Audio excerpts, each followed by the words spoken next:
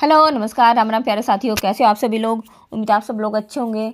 तो आज की वीडियो कई दिन के बाद आई है तो इसके लिए सॉरी। अभी हम फटाफट से बिल्कुल भी टाइम वेस्ट नहीं करेंगे और अपने क्वेश्चंस करेंगे, ठीक है। तो देखिए आपके इसमें कितने मार्क्स बनते हैं, ध्यान से समझना है। रट्टू तोता बिल्कुल भी नहीं बनना है, एक एक क्वेश्चन को समझ समझ के करना है, ठीक है। देखिए पहला क्वेश्चन क्या कहता है, भाषा के अर्जन एवं विकास के लिए, अगर आप भाषा सीखना चाहते हो तो उसके लिए सबसे संवेदनशील अवधि कौन सी है, कौन से जो टाइम पीरियड है वो सबसे अच्छा है, ठीक है। पहली बात, आप खुद से अपने दिमाग से सोच के चलना, आपने कौन सी एज में आके आपने भाषा सीखना स्टार्ट किया था। जन्म पूर्व अवधि, जन्म से पहले तो कोई सीखता ही नहीं है, क्रॉस। सेकंड देखते हैं, प्रारंभिक बाल्यावस्था। प्रारंभिक बाल्यावस्था कौन सी होती है, 2 से लेकर 6 साल तक की बोलते हैं ना। तो आप खुद से देखना है, जो 2 साल के बाद का जो बच्चा होता है, 2 से 6 साल के बीच में बच्चा प्ले स्कूल में जाना शुरू कर देता है, नर्सरी क्लास में, है ना। तो वहाँ पर बच्चा क्या करता है, भाषा सीखना स्टार्ट करता है। मध्य बाल्यावस्था आपकी होती है 6 से 12 साल की, उसमें तो बच्चा अच्छा खासा बोल लेता है ना। तो और अगला किशोरावस्था, किशोरावस्था यानी कि वो तो 12 साल के बाद की, तो इसमें तो बच्चा पूरा परफेक्ट होता है। मध्य बाल्यावस्था में भी 1st से लेकर 5th क्लास तक बच्चा अच्छा खासा इंग्लिश, वो अच्छी खासी भाषा बोल लेता है। तो इन्होंने कहा जो सबसे ज़्यादा संवेदनशील है तो वो होती है अपनी प्रारंभिक बाल्य अवस्था, 2 से लेकर 6 साल तक की जो एज होती है, उसी में बच्चे को क्या है, भाषा सीखने की सबसे संवेदनशील अवधि होती है। सेकंड क्वेश्चन पर अपने चलते हैं। देखिए आपका सेकंड क्वेश्चन क्या कहता है, निम्नलिखित में से कौन सी लॉरेंस कोलबर्ग के द्वारा प्रस्तावित नैतिक विकास की एक अवस्था है। देखिए कोलबर्ग जी ने पहली बात तो कौन सा सिद्धांत प्रतिपादित किया था, नैतिक विकास की अवस्था का, है ना, आप लोगों को पता ही होगा। अब तो जो अपना इसका पहला ऑप्शन है, अगर हम देखें लेटेंसी स्टेज यानी कि प्रसुप्ति अवस्था, किन्होंने दी थी बताइए, आपने ये दी थी फ्रायड जी ने, है ना। तो ये तो ऑप्शन हो ही नहीं सकता। सेकंड देखते हैं, सामाजिक अनुबंध अभिन्यास, हाँ ये अपने कोलबर्ग जी ने दी थी, ठीक है। उसके बाद अगला 4 ऑप्शन देखते हैं, मूर्त संक्रियात्मक अवस्था अपनी प्याजे जी की है तो 3rd ऑप्शन भी नहीं हो सकता। और 4th ऑप्शन आपका उद्योग बनाम अधीनता अवस्था, ये अपनी किसके, इरिक्सन जी की है, ठीक है। तो इसका जो करेक्ट आंसर होएगा वो क्या होएगा, सेकंड इसका करेक्ट आंसर होगा। अगला देखते हैं 3rd क्वेश्चन, कक्षा में परिचर्चा के दौरान, देखो क्लास में क्या डिस्कशन चला हुआ है, एक शिक्षक प्राय क्या करता है, लड़कियों की तुलना में लड़कों पर अधिक ध्यान देता है, ठीक है। तो यह किसका उदाहरण है, पहला ऑप्शन आपका जेंडर पक्षपात यानी कि जेंडर बायस, दूसरा जेंडर पहचान। देखो इसमें जेंडर पहचानने की तो कोई बात ही नहीं है, इसमें क्या पहचानना है इसमें, ठीक है। वो इम्पोर्टेंस दे रहा है कि लड़कों को ज़्यादा और लड़कियों को कम, तो ये सेकंड ऑप्शन तो वैसे ही गलत। 3rd ऑप्शन देखिए, जेंडर समानता, जेंडर रिलीवेंस, इसमें क्या समानता दिखा रहा है, कुछ भी नहीं समानता दिखा रहा। 4th आपका जेंडर समरूपता यानी कि समान, समान तो दिखाई नहीं रहा है ना। तो आपका क्या हो जाएगा, जेंडर पक्षपात यानी कि जेंडर बायस। देखो जब हम किसी एक जेंडर को ज़्यादा दिखाते हैं, ज़्यादा उस पर फोकस करते हैं, ठीक है, दूसरे पर हम ध्यान नहीं देते, तो उस चीज़ को हमारा क्या बोला जाता है, जेंडर बायस यानी कि जेंडर पक्षपात उसको बोला जाता है, हम भेदभाव कर रहे हैं, है ना। तो इसका आंसर होगा फर्स्ट। अगला क्वेश्चन देखते हैं अपना 4th क्वेश्चन, बच्चों में जेंडर रूढ़िवादिता एवं जेंडर भूमिका अनुरूपता को कम करने के लिए निम्नलिखित में से कौन सी पद्धति प्रभावशाली है, ठीक है। देखते हैं इंग्लिश में भी, which of the following is an effective strategy to reduce children's gender stereotyping and gender role conformity, ठीक है। तो देखिए पहली बात तो आप लोगों को पता होगा जेंडर रूढ़िवादिता होती क्या है। जेंडर रूढ़िवादिता वो होते हैं जो पहले से मान्यता है, यानी कि जैसे मान लीजिए हमारे आमतौर पर क्या मान्यता है कि जो लड़कियां होती हैं वो थोड़ी भावुक होती हैं, इमोशनल होती हैं, और लड़के क्या होते हैं, स्ट्रॉन्ग होते हैं ना, वो कम इमोशनल होते हैं, रोते कम हैं, है ना। और जैसे कि भाई लड़कियां थोड़ी सी कोमल होती हैं, लड़के थोड़े से स्ट्रॉन्ग टाइप के होते हैं। तो ये हमारी जो रूढ़िवादिता, जो हमारे पहले से ही हमारा क्या है, जो मानसिक स्थिति बनी हुई है जेंडर के विषय में, तो उसको बोलते हैं जेंडर रूढ़िवादिता। तो हम क्लास में इस पर चर्चा करना चाहते हैं, डिस्कशन करना चाहते हैं, तो बताइए हमें क्या करना चाहिए। पहला, जेंडर पक्षपात के बारे में परिचर्चा यानी कि आपस में डिस्कस करना चाहिए जेंडर बायस के बारे में, है ना। सेकंड है जेंडर विशिष्ट भूमिकाओं को महत्व देना, इम्फेसिस जेंडर स्पेसिफिक रोल्स, जो स्पेशल जेंडर है उन पर ज़्यादा फोकस करना चाहिए, ये तो देखो हमें करना ही नहीं है। जेंडर पृथक खेल समूह, कि जेंडर जैसे लड़की हैं उनको अलग ग्रुप बना दे, लड़कों के अलग ग्रुप बना दे, ये भी रॉन्ग है। और फोर्थ है जेंडर पृथक बैठने की व्यवस्था करना। अब उन्हें अलग अलग बैठाना, जैसे होता है ना मोस्टली बड़ी क्लासेज में कि लड़कियों को एक उसमें बिठा देते हैं और लड़कों को एक में, तो ऐसा करना चाहिए, ये भी रॉन्ग है। हमें क्या करना चाहिए, हमें जेंडर बायस के बारे में आप डिस्कशन करना चाहिए क्लास में, ठीक है, कि भाई ये जेंडर बायस है, ये क्यों है, ठीक है। हमें इस पर क्या करनी चाहिए, आपस में डिस्कशन करना चाहिए टीचर के साथ, है ना। तो आपका ये फर्स्ट आंसर आपका राइट हो जाएगा। अगला देखते हैं। देखिए अगला क्वेश्चन आपका फिफ्थ क्वेश्चन क्या कह रहा है, निम्नलिखित में से किस मनोवैज्ञानिक ने बच्चों के ज्ञान के सक्रिय जिज्ञासु के रूप में देखते हुए उनके चिंतन पर सामाजिक एवं सांस्कृतिक विषय की वस्तुओं के प्रभाव को महत्व दिया है। देखिए सामाजिक एवं सांस्कृतिक विषय, बताइए, आपको पता भी होगा जो सोशल एंड कल्चरल थ्योरी किन्होंने दी है, अपने वाइगोत्स्की जी ने दी है ना। तो आपका ऑप्शन डायरेक्ट इसमें क्या हो जाएगा, सेकंड हो जाएगा। इसमें तो कुछ वही नहीं होना चाहिए, आपको आंख बंद करके वाइगोत्स्की नाम आ जाना चाहिए आपके दिमाग में ना। तो आपका आंसर क्या हो जाएगा, सेकंड, क्योंकि जो सोशल एंड कल्चरल थ्योरी है वो हमारी वाइगोत्स्की जी ने दी है और उन्होंने ये बात माना है कि जो बच्चे होते हैं वे जिज्ञासु होते हैं, एक्टिव होते हैं, ठीक है। अगला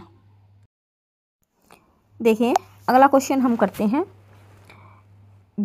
जिगसॉ पहेली, जो जिग्जा आपकी वो होती है ना, पजल जो होती है, उसको करते समय 5 वर्ष की जो नजमा है स्वयं से कहती है, खुद से कहती है कि नीला टुकड़ा कहाँ है, नहीं यह वाला नहीं है, गाढ़े रंग वाला जिससे जूता पूरा बन गया। अब वो क्या करे, खुद से ही वो बातें करे जा रही है। तो इस प्रकार की वार्ता को वाइगोत्स्की किस तरह संबोधित करते हैं, ठीक है। तो आपके पास है 4 ऑप्शन, व्यक्तिगत वार्ता, जोर से बोलना, पाठ या ढांचा जिसको बोलते हैं स्कैफोल्डिंग, या आत्म केंद्रित ईगोसेंट्रिक। देखिए वो खुद से ही बात कर रही है, ठीक है, वो लड़की क्या खुद से ही बात कर रही है, तो इसको वाइगोत्स्की जी ने क्या बोला है, प्राइवेट स्पीच बोला है। जब आदमी खुद से ही खुद को डायरेक्शन देता है, खुद से गाइड करता है, तो उसको वाइगोत्स्की जी ने क्या बोला है, व्यक्तिगत वार्ता बोला है। ढांचा क्या होता है, ये जो आपका थर्ड ऑप्शन है स्कैफोल्डिंग, क्या होता है कि अगर कोई बच्चा क्या है, मान लो इस स्टेज पर है और वो क्या है और आगे सीखना चाहता है, तो उसको जो सहारे की जरूरत होती है, जो टीचर उसको थोड़ा गाइड करता है, उसको हम बोलते हैं क्या, अपना स्कैफोल्डिंग। जोर से बोलना तो इसमें कुछ हुआ ही नहीं, वाइगोत्स्की ने जोर से बोलना तो कोई अपनी थ्योरी में बोला ही नहीं है। जो आपका फोर्थ ऑप्शन है आपका ईगोसेंट्रिक स्पीच, ये भी नहीं होगा। तो इसमें आपका क्या हो जाएगा, खुद से खुद को डायरेक्शन करना आपका हो जाएगा व्यक्तिगत वार्ता करना, ये हमारे वाइगोत्स्की जी ने बताया है। अगला देखते हैं, बच्चों को संकेत देना, यानी कि क्या करना बच्चों को, children giving cues to children and offering spot as an when we needed is an example हो। बच्चों को संकेत देना और आवश्यकता पड़ने पर सहायता देना। देखो ये बहुत इंपॉर्टेंट बात है, इंपॉर्टेंट क्वेश्चन भी है ये। इसको हम क्या बोलते हैं, अगर जहाँ बच्चे को क्या हमें खुद से करने देने के लिए बोलना है, लेकिन जहाँ पर बच्चे को ज़रूरत हो हमें वहाँ पर बच्चे क्या करनी है, हेल्प करनी है। इसको वाइगोत्स्की जी ने क्या बोला है, स्कैफोल्डिंग बोला है। पार्ट बोल लो, ढांचा बोल लो, कुछ भी बोल लो, ठीक है। तो इसका आंसर क्या हो जाएगा, आपका फोर्थ आपका आंसर हो जाएगा। अगला देखते हैं 8th क्वेश्चन। देखिए अपना अगला क्वेश्चन देखते हैं, निम्नलिखित व्यवहारों में से कौन सा जीन पियाजे के द्वारा प्रस्तुत मूर्त संक्रियात्मक अवस्था को विशेषित करता है। देखिए तो देखिए आपके पास है 4 ऑप्शन। पहला है मूर्त संक्रियात्मक अवस्था की देखना आपको विशेषताएं कौन कौन सी है। पहला ऑप्शन है हाइपोथेटिक डिडक्शन, ठीक है, यानी कि परिकल्पित निगमनात्मक तर्क। और सेकंड ऑप्शन आपका साध्यात्मक विचार। नहीं, ये हमारा कौन सी अवस्था का लक्षण है, ये हमारा अमूर्त अवस्था का लक्षण है। तो ये हाइपोथेटिकल डिडक्शन तो नहीं होगा। अगला देखते हैं संरक्षण यानी कि कंजर्वेशन, कक्षा समावेशन। हाँ ये ठीक है, ये संरक्षण का जो गुण है हमारा मूर्त अवस्था का गुण है। इसमें क्या होता है, बच्चा वस्तुओं के पीछे जो छिपे गुणों को या दोषों को पहचानने लग जाता है। थर्ड ऑप्शन आपका आस्थित अनुकरण पदार्थ स्थायित्व, ये भी नहीं होगा। ऑब्जेक्ट परमानेंस का जो गुण होता है वो हमारा क्या होता है, 8 महीने में क्या है बच्चा थोड़ा थोड़ा आना स्टार्ट हो जाता है। इसमें क्या होता है आपको पता भी होगा ऑब्जेक्ट परमानेंस में कि बच्चा क्या, अगर हम बच्चे के सामने से अगर वस्तु को हटा भी लेते हैं कि नहीं ये तो बंदर ले गया, तो भी बच्चे को पता होता है कि नहीं ये झूठ बोल रहा है, पीछे घूम के देखना स्टार्ट कर देता है। तो ये भी नहीं होगा, ठीक है, फर्स्ट भी नहीं होगा, थर्ड भी नहीं होगा। फोर्थ देखते हैं प्रतीकात्मक खेल विचारों की अनुक्रमीयता। देखो इस अनुक्रमीयता पे ध्यान देना, ठीक है, इरिवर्सिबिलिटी ऑफ थॉट। देखो अपलटाव का गुण, अगर यहाँ पर रिवर्सिबिलिटी लिखा हुआ होता तो ठीक होता है, लेकिन इन्होंने बोला इरिवर्सिबिलिटी, अपलटाव का गुण नहीं। इस अवस्था में बच्चे में क्या है, रिवर्सिबिलिटी आ जाती है, यानी कि बच्चे को पता होता है कि 2 + 1 = में 3 होता है और 3 ही हमारा 2 + 1 है। ठीक है, तो ये भी हमारा क्या हो जाएगा, रॉन्ग हो जाएगा। तो हमारा इसका आंसर क्या हो जाएगा, सेकंड इसका आंसर होगा। अगला देखते हैं, बच्चों के संज्ञानात्मक विकास के संदर्भ में निम्नलिखित में से कौन सी पियाजे की संरचना है। ठीक है, आपने अगर पियाजे का नहीं देखा तो चैनल पर प्लीज़ जाकर देख लो, बहुत डिटेल से मैंने समझा रखा है। ठीक है, तो इसमें देखते हैं स्कीमा, अवलोकन, अधिगम, अनुबंधन, प्रबलन। देखो इन्होंने रेनफोर्समेंट की तो बात ही नहीं की, अगर मैं इंग्लिश में देखूं तो इन्होंने क्या है, प्रबलन की तो इन्होंने बात ही नहीं की, रेनफोर्समेंट की, अनुबंधन की कोई मतलब नहीं इनका। ठीक है, ये हमारा क्या अधिगम से रिलेटेड है, इसमें आएगा ही नहीं। ऑब्जर्वेशन, लर्निंग, अवलोकन, अधिगम का भी नहीं। इन्होंने किसकी बात की हुई है, स्कीमा की बात की हुई है। ठीक है, तो आपका आंसर क्या हो जाएगा, फर्स्ट आपका राइट आंसर होगा। अगला देखते हैं, देखिए अगला क्वेश्चन आपका क्या कहता है, आकलन का प्राथमिक उद्देश्य क्या होना चाहिए। ठीक है, यानी कि primary objective of assessment, assessment का पहला उद्देश्य क्या होना चाहिए। 4 आपके पास ऑप्शन है, देखते हैं क्या क्या है। इसमें पहला ऑप्शन है विद्यार्थियों के लिए श्रेणी निश्चित करना, इनके बच्चे को रैंक देना, बिल्कुल रॉन्ग है, हमें बच्चे को कोई रैंकिंग नहीं देनी है। सेकंड है संबंधित अवधारणाओं के बारे में बच्चों की स्पष्टता तथा भ्रांतियों को समझना। हाँ देखो, जो भी अवधारणा है, जो भी क्या कंसेप्ट है, हमें क्या है उसके बारे में बच्चे की क्लैरिफिकेशन देखनी है और फिर उस क्लैरिफिकेशन के बाद हमें क्या है, कंक्लूजन निकालना है, इसी को हम आकलन कहते हैं। ठीक है, थर्ड देख लेते हैं, विद्यार्थियों के प्राप्तांकों के आधार पर, अभी ये लग रहा है फिर भी बाकी का ऑप्शन देख लेते हैं।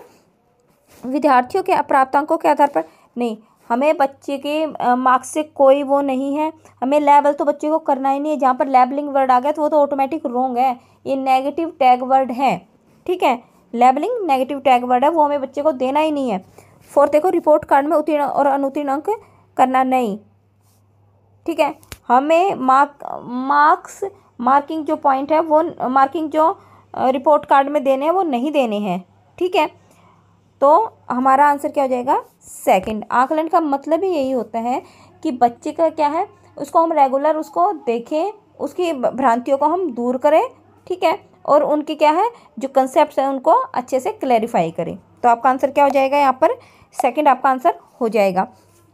अगला देखते हैं, देखिए फटाफट नेक्स्ट क्वेश्चन हम देखते हैं, निम्नलिखित कथनों में से कौन सा बुद्धि के बारे में सही है। ठीक है, बुद्धि के बारे में बताना है। बुद्धि एक निश्चित योग्यता है जो जन्म के समय ही निर्धारित होती है, सेकंड ऑप्शन है आपका। तो देखिए यह जन्म के समय निर्धारित होती है।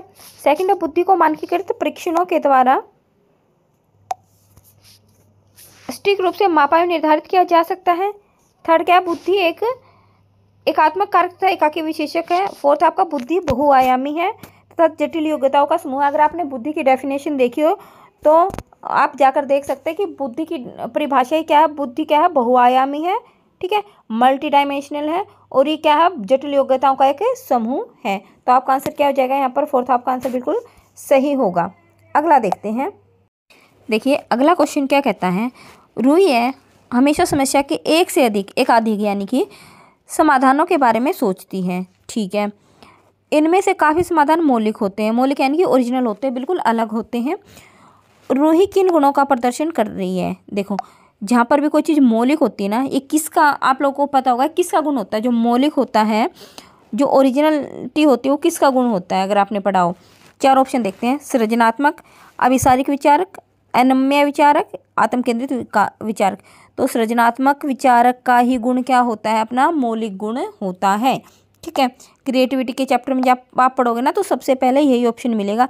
क्रिएटिविटी होती ही वही है क्या, जब हम एक से अधिक, अगर हम एक ही चीज़ को अनेक विचारों से सोचें। ठीक है, तो इसका आंसर क्या हो जाएगा, अपना फर्स्ट इसका आंसर हो जाएगा। अगला देखते हैं, देखिए 13 क्वेश्चन क्या कहता है, शिक्षण अधिगम प्रक्रिया में वंचित समूह से संबंधित विद्यार्थियों के द्वारा सहभागिता कम होने की स्थिति में एक शिक्षक को क्या करना चाहिए। देखो क्या है, शिक्षण अधिगम प्रक्रिया है, इसमें वंचित समूह से संबंधित, जो वंचित जो आपका समूह होता है, जो डिप्राइव्ड ग्रुप होता है एक तरीके से, विद्यार्थियों के द्वारा सहभागिता कम होने पर क्या करना चाहिए टीचर को? 4 आपके पास क्या है ऑप्शन है। पहला ऑप्शन देखते हैं क्या कहते हैं। बच्चों को विद्यालय छोड़ने के लिए कहना चाहिए, बिल्कुल भी नहीं। हमें कोई भी टीचर किसी भी स्टूडेंट को विद्यालय छोड़ने के लिए नहीं बोलेगा, ठीक है। तो ये नेगेटिव टैग वर्ड है। इस स्थिति को जैसे ही स्वीकार कर लेना चाहिए, बिल्कुल भी नहीं। हमें जहाँ पर किसी चीज़ में कमी लग रही है हमें उसको सुधार करना ही करना चाहिए, तो ये भी रॉन्ग हो गया। थर्ड देखते हैं, इन विद्यार्थियों से अपनी अपेक्षाओं को कम करना चाहिए, बिल्कुल भी नहीं। हम अगर क्या है सहभागिता अगर कम हो रही, पार्टिसिपेशन अगर बच्चों का कम हो रहा है तो हमें जानकारी लेनी चाहिए, हमें सोचना चाहिए कि सहभागिता कम क्यों हो रही है, ठीक है। फोर्थ है, अपनी शिक्षण उत्पत्ति पर विचार करना चाहिए, बिल्कुल ये आंसर ठीक होगा। क्यों होगा? क्योंकि हो सकता है कि जो हम जिस टीचिंग स्टाइल से हम बच्चे को पढ़ा रहे हैं उस स्टाइल से बच्चे को समझ में नहीं आ रहा है, तो हमें उस पर विचार करना चाहिए तथा बच्चों की सहभागिता में सुधार करने के लिए अलग अलग तरीके ढूंढने चाहिए। ये बिल्कुल आपका आंसर फोर्थ आपका ठीक हो जाएगा, ठीक है। तो नेक्स्ट देखिए, अपना नेक्स्ट क्वेश्चन क्या कहता है। एक समावेशी कक्षा है, यानी कि कैसा है, इंक्लूसिव क्लासरूम है। इंक्लूसिव क्लासरूम आपको पता होगा क्या होता है, जिसमें हर एक बच्चे को बिना भेदभाव के क्या शिक्षा दी जाती है। इंक्लूसिव एजुकेशन में क्या होता है एक तरीके से कि हर एक बच्चे को बिना भेदभाव के, चाहे वो फिजिकली हैंडीकैप है या फिर उसको कैसी भी दिक्कत है, कोई इंटेलिजेंट है, एवरेज है, नॉर्मल है, कम पढ़ा लिखा है, वंचित वर्ग का, सबको क्या है वहाँ पर समान शिक्षा दी जाती है, ठीक है, बिना भेदभाव के। तो उसको बोलते हैं समावेशी शिक्षा। तो क्वेश्चन है, एक समावेशी कक्षा है उसमें शिक्षक को विशिष्ट शैक्षिक योजनाओं को उस एक जो समावेशी जो कक्षा है उसमें जो टीचर को है उसको एजुकेशन प्लान कैसे करना चाहिए, एक तरीके से क्वेश्चन ये है। तो आपके पास है 4 ऑप्शन। उनको एजुकेशन प्लान ही नहीं करना चाहिए, तैयार ही नहीं करना चाहिए, तो रॉन्ग हो गया। सेकंड, कभी कभी तैयार करना चाहिए, नहीं। अगर हम डेली बेसिस पे काम कर रहे हैं, पढ़ा रहे हैं, तो हमें डेली बेसिस पे ही तो करना पड़ेगा ना, कभी कभी थोड़ी ना करना पड़ेगा। सक्रिय रूप से तैयार करना चाहिए, शुड एक्टिवली प्रिपेयर। और फोर्थ आपका तैयार करने के लिए हतोत्साहित, देखो हतोत्साहित वर्ड आपका आ गया, ठीक है। डिस्करेज, हम डिस्करेज थोड़ी ना कर सकते हैं, ठीक है। तो आपका आंसर हो गया डिस्करेज। तो वैसे भी अगर कहीं पे भी आ जाए तो नेगेटिव ही टैग वर्ड होता है, उसको तो वैसे ही क्रॉस कर दो। तो हमें क्या है, एक्टिव। एक्टिव आपको वैसे ही पता होगा, एक्टिव क्या है, पॉजिटिव टैग वर्ड है। सक्रिय रूप से हमें उसको तैयार करना चाहिए, तो आपका आंसर हो जाएगा थर्ड। अगला क्वेश्चन देखते हैं। तो देखिए अगला क्वेश्चन क्या कह रहा है, पठन वैफल्य। पठन वैफल्य क्या होता है, डिसलेक्सिया। डिसलेक्सिया आपने पढ़ा होगा, अगर नहीं पढ़ा तो आप चैनल पर जाकर देख सकते हैं। मैंने सारे जितने भी ये थे ना अक्षमता, वो वाले चैप्टर करा रखे हैं। तो डिसलेक्सिया आपको वैसे भी पता होगा, डिसलेक्सिया किससे रिलेटेड होता है, पठन विकार होता है एक तरीके से। तो देख लेते हैं जो पठन वैफल्य है डिसलेक्सिया, ये रहा इधर इंग्लिश में। इसका प्राथमिक लक्षण क्या है, न्यून अवधान विकार। न्यून अवधान यानी कि उसको क्या है, ध्यान करने में, किसी भी चीज़ पे ध्यान करने में दिक्कत होगी, बिल्कुल भी नहीं। आपको पता है डिसलेक्सिया क्या है, एक पठन विकार है। तो जो जिसमें पठन विकार से संबंधित आंसर होगा वही हमारा ऑप्शन हो जाएगा।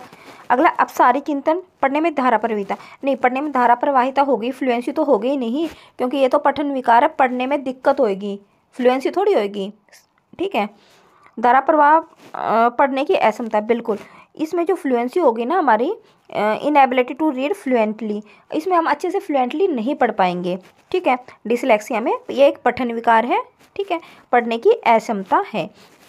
फोर्थ ऑप्शन भी देख लेते हैं। फोर्थ ऑप्शन आपका कहता है एक ही गति विषयक कार्य को बार बार दोहराना, नहीं, ये भी ऑप्शन आपका रॉन्ग होगा। तो इसका जो आंसर हो जाएगा वो आपका थर्ड आंसर होगा। अगला देखिए, अगला क्वेश्चन क्या कहता है, शिक्षा का अधिकार अधिनियम है 2009 में उल्लेख की गई समावेशी शिक्षा। मैंने अभी भी समावेशी शिक्षा को डिस्कस किया था, और ये समावेशी शिक्षा हर बार आपके एग्जाम में आता है, तो ध्यान दे लेना। निम्नलिखित में से किस पर आधारित है, व्यवहारवादी सिद्धांत पर, बिल्कुल भी नहीं। व्यवहारवादी सिद्धांत तो क्या है, एक अलग सिद्धांत है। असक्त बच्चों के प्रति एक सहानुभूतिक अभिवृत्ति, बिल्कुल भी नहीं। देखो असक्त बच्चों के लिए है, ये सब बच्चों के लिए, खाली असक्त बच्चों के लिए नहीं है। सिंपैथेटिक एटीट्यूड टुवार्ड्स डिसेबल्ड, नहीं, ये सिर्फ डिसेबल्ड बच्चों के लिए नहीं है, ये सारे बच्चों के लिए, चाहे कोई डिसेबल है, नहीं है, इंटेलिजेंट है, कम इंटेलिजेंट है, एवरेज, सब के लिए मैंने अभी भी डिस्कस किया। अधिकार आधारित मानवतावादी परिप्रेक्ष्य, the right based humanistic perspective, बिल्कुल ठीक है। ये जो मानवतावादी परिप्रेक्ष्य के अनुसार है, ठीक है। ये अधिकार क्या कहता है, हर एक को क्या है, अधिकार है, हर एक मनुष्य को, हर एक बच्चे को अधिकार है, ठीक है। तो किस चीज़ का अधिकार, वैसे पढ़ने का अधिकार है, ये उस बेस पर है। फिर भी फोर्थ ऑप्शन देख लेते हैं। मुख्यतः व्यावसायिक शिक्षा उपलब्ध करा करके अशक्त बच्चों के लिए नहीं है, इन अशक्त बच्चों के लिए नहीं है, सभी बच्चों के लिए है। ठीक है, तो ये आपका थर्ड ऑप्शन इसमें से ठीक लग रहा है। अधिकार है ये 2009 अधिनियम क्या कहता है, आधारित मानवतावादी परिप्रेक्ष्य है, यानी कि मानवतावादी अधिकार का परिप्रेक्ष्य है। ठीक है, तो इसमें आपका ऑप्शन हो जाएगा थर्ड। देखिए आपका नेक्स्ट क्वेश्चन क्या कहता है, संरचनावादी ढांचा यानी कि जो कंस्ट्रक्टिविस्ट फ्रेमवर्क है, लर्निंग के ये सारे क्या हैं, सिद्धांत है, लर्निंग के सारे प्रिंसिपल्स हैं, तो उसमें से एक संरचनावादी भी है। तो अधिगम प्राथमिक रूप से यंत्रवत याद करने पर आधारित करता है। यंत्रवत क्या होता है, रोट मेमोरी है रटना। ठीक है, रटने पर आधारित बिल्कुल भी नहीं है। प्रबलन पर केंद्रित है, बिल्कुल भी नहीं है। रेनफोर्समेंट पर भी, प्रबलन का मतलब समझते हो ना, एक तरीके से बच्चे को प्रोत्साहन देना, उस पर भी केंद्रित नहीं है। थर्ड आपका अनुबंधन द्वारा अर्जित, अनुबंधन का भी सिद्धांत ये नहीं है। ठीक है, ये सारी चीज़ें आप अगर जितने भी अधिगम से रिलेटेड सिद्धांत है ना, उनको जाकर देखोगे ना, तो आपको सारे समझ में आ जाएंगे। ये क्या है, संरचनावादी ढांचा अवबोधन की प्रक्रिया पर केंद्रित है। बिल्कुल, अवबोधन यानी कि समझने पर, अंडरस्टैंड करने पर। ठीक है, किसी भी चीज़ को समझने पर केंद्रित है, ना ये रटने पर है, ना हम उसको प्रोत्साहित करेंगे बच्चे को। जैसे उसमें आप जाके देखोगे कबूतर को जैसे दाने वगैरह डालते हैं, प्रोत्साहित करते हैं, प्रबलन करते हैं, उस पर भी बेस्ड नहीं है। अनुबंधन एसआर की थ्योरी अलग है, और ये जो हमारा संरचनावादी ढांचा वो किस पर है, समझने की प्रक्रिया पर। ठीक है, अंडरस्टैंड पर ये है। तो अगला क्वेश्चन देखते हैं। अगर आपको यहाँ से प्रॉपर समझ में नहीं आ रहा तो आप अधिगम के सिद्धांत वाला टॉपिक जाकर देख सकते हैं, आपको बहुत अच्छे से क्लियर हो जाएगा ये वाला क्वेश्चन। ठीक है, तो अगला देखते हैं। अनेक घटनाओं के बारे में बच्चों के द्वारा बनाए गए सहजानुभूत सिद्धांतों के संदर्भ में एक शिक्षिका को क्या करना चाहिए। तो देखिए यहाँ पर अगर मैं आपको नेव थ्योरी बता दूँ, नेव का मतलब ही क्या होता है, एक तरीके से जो भोलापन होता है ना बच्चे का, नेव का मतलब ये होता है भोलापन। ठीक है, तो जो उन्होंने बच्चों ने क्या, भोलेपन में, आपको पता है बच्चे मासूम होते हैं, जो देखते हैं वही हर चीज़ ग्रैब कर लेते हैं, उसके पीछे लॉजिक नहीं लगाते। तो जो भोलेपन में जो थ्योरी अब बच्चे अपने दिमाग में बिठा लेते हैं कि नहीं ऐसा है वैसा है, तो उसके लिए टीचर को क्या करना चाहिए। तो आप चार आपके पास ऑप्शन है। पहला है, बच्चे की इन सिद्धांतों को अनदेखा करना चाहिए। बिल्कुल भी नहीं, अनदेखा तो हम कर ही नहीं सकते, है ना। बच्चे को दंडित करना चाहिए, दंड भी हम बच्चे को नहीं दे सकते। बार बार याद करने के लिए के द्वारा एक सही सिद्धांत से बदल देना चाहिए, बिल्कुल भी नहीं। हमें बार बार बच्चे को रटवाना नहीं है, और रटवा के हम उसके जो दिमाग में जो बात बैठ गई, जो भोलेपन में बात बैठ गई, उसको नहीं बदल सकते।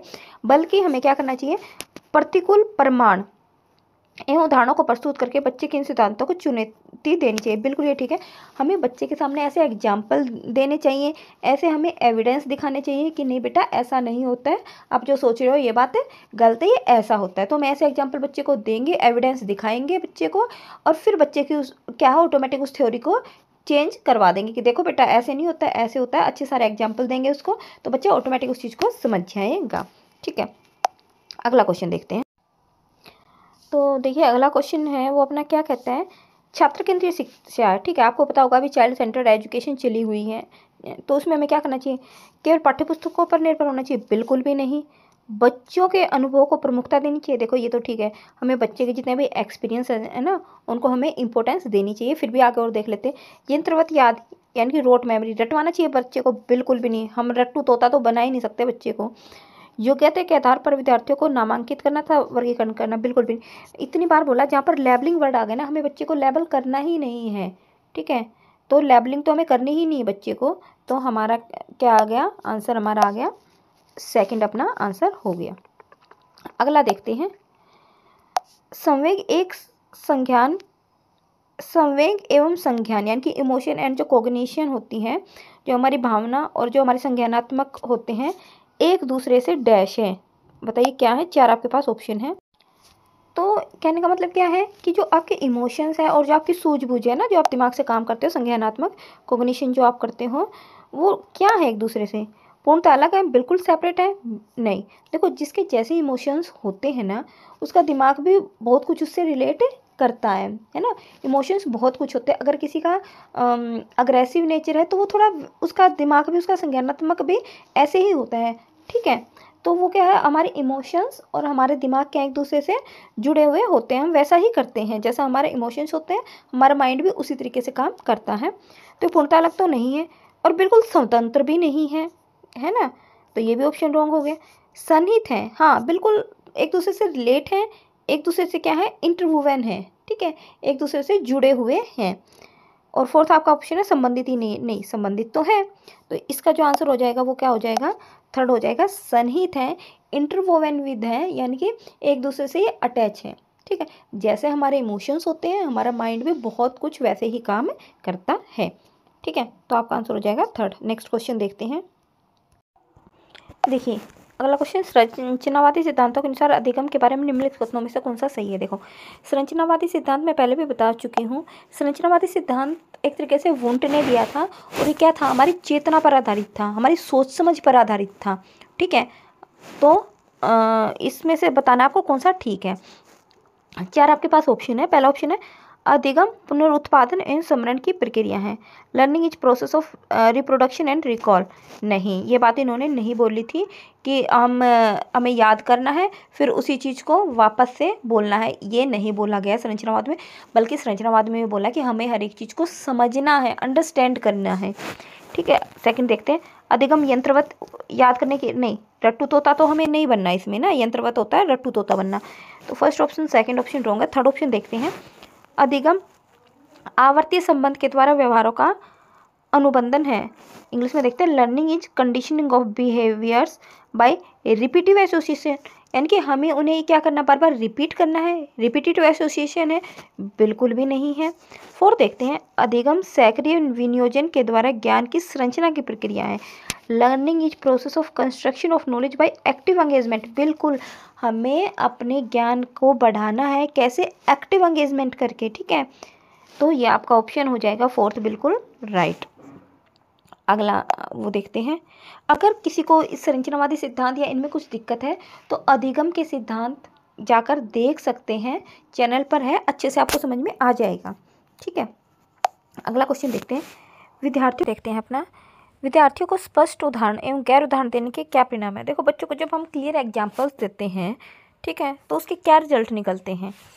पहला, अवधारणात्मक परिवर्तनों को प्रोत्साहित करने के लिए एक प्रभावकारी तरीका है, यानी कि इससे क्या है, बच्चे का जो वो है कंसेप्ट वो क्लियर हो जाएगा। कंसेप्ट अगर चेंज करना है तो उसमें भी प्रोत्साहित करेगा, ठीक है। इसके लिए एक प्रभावशाली तरीका है। सेकंड आपका, यह विद्यार्थियों के दिमाग में एक भ्रांति उत्पन्न नहीं। देखो जब हम बच्चे को क्लियर एग्जाम्पल देंगे, अच्छे अच्छे एग्जाम्पल देंगे बच्चे को उस कंसेप्ट से रिलेटेड, तो बच्चे में भ्रांतियाँ थोड़ी ना पैदा होंगी। तो ये तो आपका सेकंड तो वैसे ही रॉन्ग हो गया आपका, है ना। अच्छा थर्ड देखते हैं, यह अवधारणाओं की समझ में अभाव पैदा करता है, यानी कि इससे क्या कंसेप्ट क्या है, क्लियर नहीं होते हैं, बल्कि ये क्या करता है, गैप पैदा करता है, अभाव पैदा करता है कंसेप्ट समझने में, बिल्कुल भी नहीं। एग्जाम्पल के थ्रू तो बच्चा और अच्छे से समझता है। फोर्थ है, यह अवधारणात्मक समझ की बजाय एक कंसेप्ट को अंडरस्टैंड करने की बजाय, एक कंसेप्ट को समझने की बजाय कार्यविधिक या प्रक्रियात्मक ज्ञान पर ध्यान केंद्रित करता है, यानी कि एक तरीके से कंसेप्चुअल बेस ये नहीं है, कंसेप्ट को अंडरस्टैंड करने में मदद नहीं करता, बल्कि क्या करता है, प्रोसीजरल, यानी कि ऐसे एक जो रट्टू तोता तरीके से ऐसे करता है, बिल्कुल भी नहीं। फोर्थ भी ऑप्शन आपका रॉन्ग हो गया। तो आपका आंसर क्या होगा, हाँ जब हम बच्चे को अच्छे अच्छे क्लियर एग्जाम्पल देते हैं तो बच्चे की क्या है, कंसेप्ट क्या है, चेंज हो सकते हैं, ठीक है। और एक पढ़ाने का एक अच्छा प्रभावशाली तरीका भी है। तो आपका फर्स्ट आंसर आपका ठीक हो जाएगा। अगला आंसर क्वेश्चन देखते हैं, बच्चों को अधिगम एक्टिविटी में भागीदार करने के लिए लगातार हमें उन्हें पुरस्कार देना एवं दंड का प्रयोग करना। पहली बात तो देखो हमें क्या है, बच्चे को दंड देना ही नहीं है, यहाँ पर हमें नेगेटिव टैग वर्ड तो करना ही नहीं बच्चे को। तो इससे क्या प्रभाव पड़ सकता है, बच्चे को बाहरी अभिप्रेरणा कम होगी, यानी कि जो बाहर का जो मोटिवेशन है वो कम हो जाएगा। सेकंड ऑप्शन आपका आंतरिक इंटरनल मोटिवेशन खत्म हो जाएगा। थर्ड है, बच्चों को प्रदर्शन आधारित लक्ष्यों के बजाय निपुणता पर ध्यान देने के लिए प्रोत्साहित करेगा, ठीक है। इसमें बच्चे क्या है, बिल्कुल परफॉर्मेंस गोल के बजाय क्या करेंगे, उसके ऊपर एनकरेज पर फोकस करेगा, ठीक है। और फोर्थ आपका, अधिगम में बच्चों की स्वाभाविक अभिरुचि तथा जिज्ञासा कम होगी। देखो जब भी हम बच्चे को ना बार बार क्या कोई भी पुरस्कार देंगे, कुछ ना कुछ हम उसको देते रहेंगे या पनिशमेंट हम उसको करते रहेंगे, तो बच्चा क्या करेगा, एक तरीके से धीरे धीरे जो उसकी नेचुरल जो अंदर से सीखने की जो उसकी जिज्ञासा है ना, अभिरुचि है, इंटरेस्ट है, वो बच्चे का क्या हो जाएगा, ख़त्म हो जाएगा। तो आपका आंसर हो जाएगा फोर्थ। ठीक है, तो बच्चे का क्या है, धीरे धीरे जो नेचुरल इंटरेस्ट है, नेचुरल जो क्यूरियोसिटी है बच्चे के अंदर, वो क्या हो जाएगी, कम होती चली जाएगी। अगला क्वेश्चन देखते हैं। देखिए अगला क्वेश्चन क्या कहता है, निम्नलिखित में से कौन सी प्रथाएं सार्थक अधिगम को बढ़ाती हैं, यानी कि सार्थक यानी कि पॉजिटिव लर्निंग करवाती है। कौन, इसमें 4 आपके पास ऑप्शन है और आपको वो बताने हैं जो बिल्कुल राइट है, जो हमें पॉजिटिव क्या दे, एक तरीके से लर्निंग करवाएं। ठीक है, फर्स्ट आपका शारीरिक दंड। क्या हमें बच्चे को लर्निंग करवाने के लिए शारीरिक दंड देना चाहिए? ऑप्शन फर्स्ट तो रॉन्ग है। सेकेंड, सहयोगात्मक अधिगम पर्यावरण, हाँ हमें उन्हें कोऑपरेटिव लर्निंग एनवायरनमेंट देना चाहिए, है ना, बच्चे एक दूसरे से सीखें, कोऑपरेट करके सीखें एक दूसरे से, तो सेकंड ऑप्शन ठीक है। सदैव समग्र मूल्यांकन यानी कि CCE पैटर्न, हाँ बिल्कुल, ये तो आजकल चलाया हुआ है, लगातार बच्चे का मूल्यांकन करें, निदानात्मक करें, ठीक है, उनकी कमियों को दूर करें। फोर्थ है, तो थर्ड भी आपका ऑप्शन हो जाएगा, सेकंड भी। अब फोर्थ देखते हैं, निरंतर तुलनात्मक, हमें बच्चे की तुलना करनी ही नहीं है, तो ये तो वैसे ही रॉन्ग हो गया। ठीक है, तो आपका आंसर हो जाएगा सेकंड और थर्ड। तो देखो सेकंड और थर्ड किस में है, तो पहला ऑप्शन फर्स्ट एंड थर्ड नहीं होगा, सेकंड देखो ये रहा, सेकंड एंड थर्ड बिल्कुल राइट आंसर है। तो यहाँ पर आपका आंसर कितना हो जाएगा, सेकंड आपका आंसर हो जाएगा। अगला क्वेश्चन देखते हैं,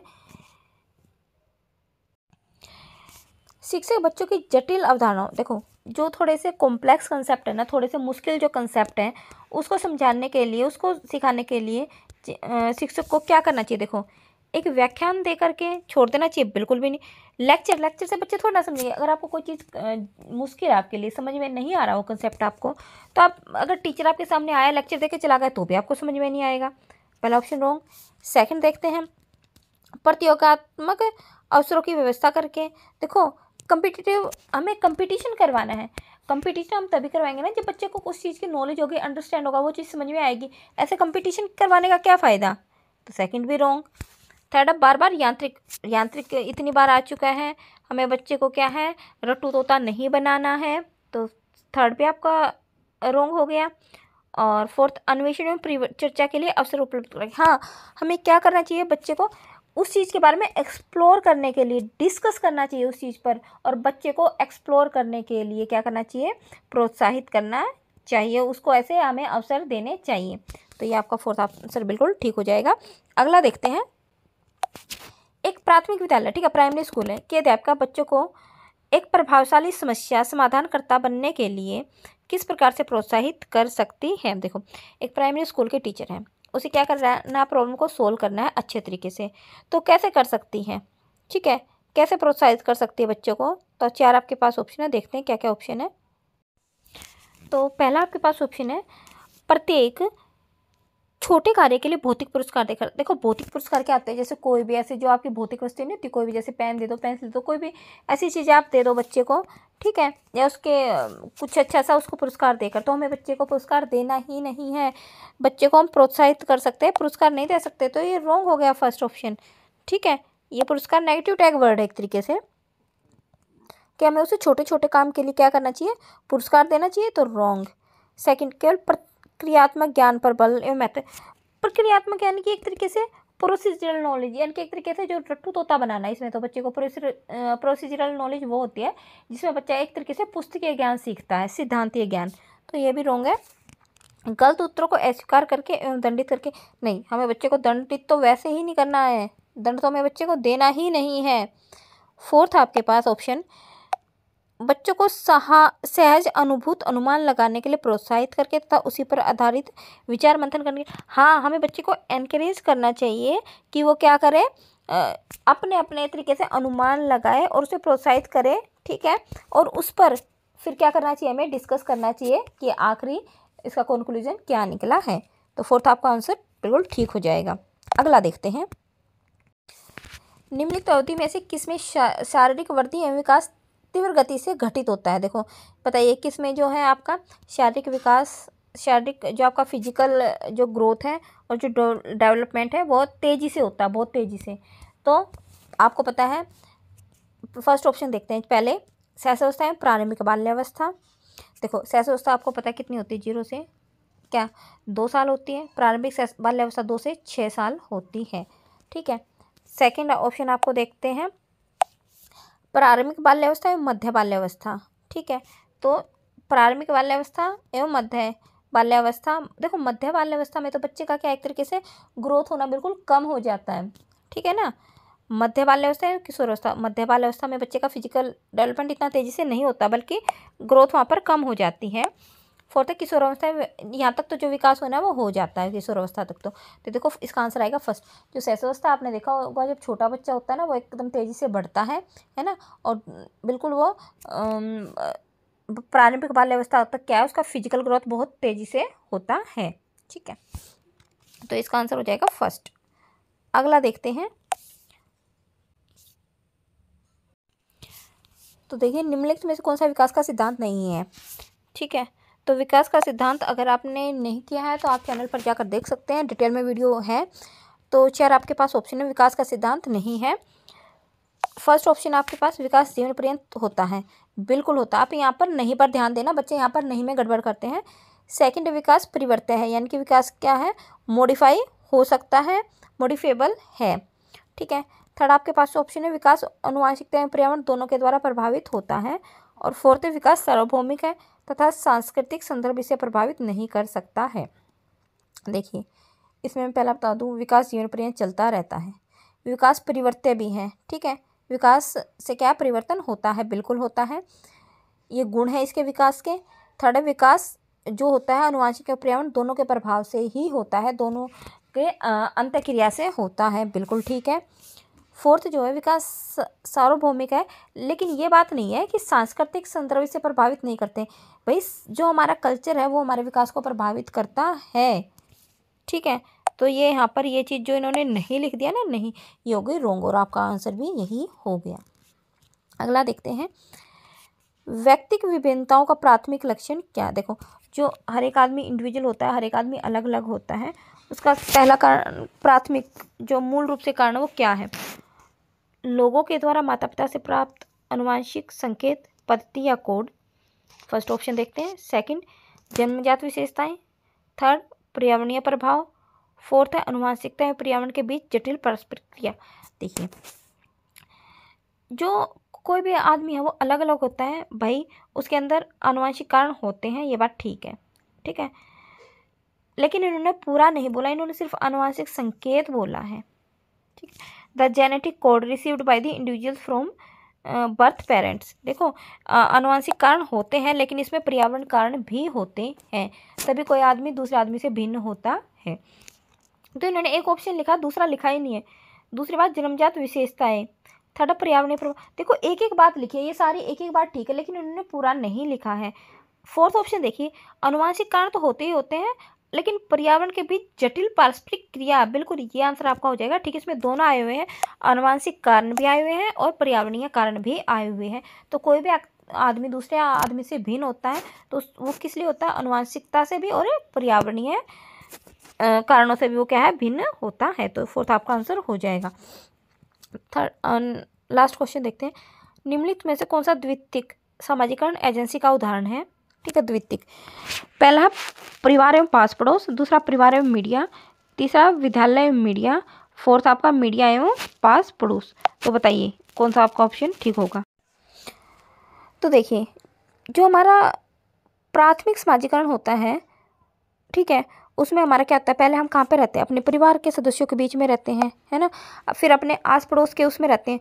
तो ये सारा हमारा क्या होता है, प्राथमिक हमारे प्राथमिक कारक होते हैं।